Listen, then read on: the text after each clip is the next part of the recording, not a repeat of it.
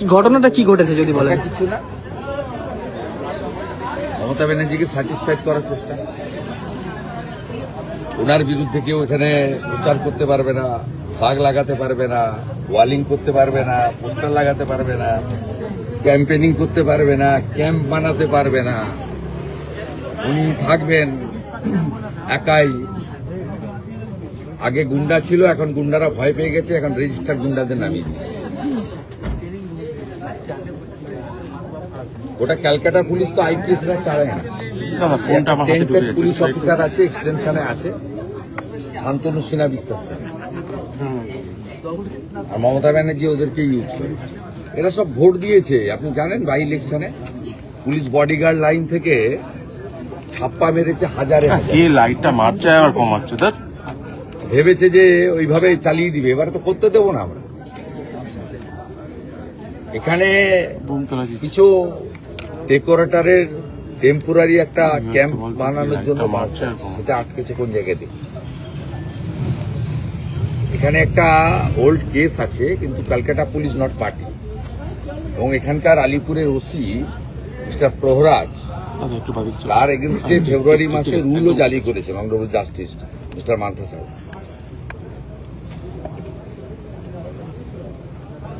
They are doing this type of unethical job to satisfy Mamata Banerjee and TMC। এখন MCC চলছে, ওরা মনে করছে এখনো মমতা ব্যানার্জি যা বলবে সেটাই হবে, কেউ প্রতিবাদ করবে না, কেউ মানবে না। আমাকে মোদিজি এখানে পাঠিয়েছেন, দাঁড় করিয়েছেন গুন্ডা রাজ খতম করার জন্য, জঙ্গল রাজ খতম করার জন্য, সিন্ডিকেট রাজ খতম করার জন্য, পুলিশের রাজ খতম করার জন্য। সেই জন্য আমি কোনা এক্সপ্রেসের কাছে এসে ঘটনাটা শুনলাম, আমি এলাম। আমাদের এখানকার বহু কর্মীরা আছেন, রাকেশ ভাই, আমার সুকন্যা আছেন, ওর মেয়ে আছে, আপনারা এসেছেন, বাংলা দেখছে। যদি কটা মাসকে এখন থেকে ভয় পেতে শুরু করেন তাহলে ভোটে কি অবস্থা হবে বুঝুন। এখন তো অনেক বাকি, 29 এপ্রিল ভোট, 30 দিনেরও বেশি সময় আছে। দাদা এই বাস কোথায় যাচ্ছিল দাদা, এই গাড়ি? বাসগুলো কি ক্যাম্প করার জন্য আসছিল? একটা ভ্যাকেট ল্যান্ডে টেম্পোরারি ক্যাম্প করার জন্য যাচ্ছিল। দাদা এটা কি পুলিশ আটকেছে? স্ট্যাটাস কো ইত্যাদি আছে, তো কেএমসি ভার্সেস রাকেশি। কেএমসি নোটিশ ইস্যু করতে পারে, এরা স্যাটিসফাইড উত্তর না দিলে KMC will move to court, court will decide. আমরা তো লয়ার বাইট পিপল। কিন্তু এইসব গুন্ডাগর্দি কেন? পুলিশ তো পার্টি নয়, অর্ডার তো এগেনস্ট কেএমসি। কেএমসি নোটিশের এগেনস্টে রাকেশ সিং এর পরিবার গেছিল কোর্টে, কোর্ট ইনজাংশন দিয়েছে এগেনস্ট কেএমসি, এবং কেএমসি সেখানে যদি কোনো পার্মানেন্ট স্ট্রাকচার কেউ করে সেখানে নিশ্চয়ই তার সাইট প্ল্যান, বিল্ডিং প্ল্যান নিতে হবে। টেম্পোরারি অল্প সময়ের জন্য ব্যাম্বো স্ট্রাকচার করলে তাদের আপত্তি থাকার কথা না। যদি এরপরেও কেএমসির কোনো আপত্তি থাকে, দে মে ইস্যু দা নোটিশ। নোটিশের এরা স্যাটিসফাইড উত্তর না দিলে কোর্ট অর্ডারের সঙ্গে যদি কোন রকম ভাইলেশন হয়, কেএমসি কোর্টে যাবে, কোর্ট উইল ডিসাইড। কোর্ট যদি তুমি রিমুভ করে দেবে, আমাদের কি আছে? আমাদের জায়গা নেই, নতুন জায়গা খুঁজে নেব। এই যে গুন্ডামিটা, এটা একটা প্র্যাকটিসে পরিণত হয়ে গেছে কলকাতাতে, সাউথ ক্যালকাটাতে, বিশেষ করে আলিপুর, কালীঘাট, ভবানীপুর এই থানাগুলোতে এটা একটা গুন্ডাগুর্দি এখানে চলছে। পুলিশের সমস্ত রকমের নর্মস ভাইলেশন হয়ে গেল। একটা লোক ওসি থাকে, এসিপি থাকে, একটা লোক রিটায়ার করার পরে ইলিগাল এক্সটেনশন পায়। এটা কোন দেশের আইন, কোন প্রোটোকলের মধ্যে পড়ে? আর এখানে সিপির অর্ডার এক্সিকিউশন হয় না, অন্য লোকের অর্ডার এক্সিকিউশন হয়।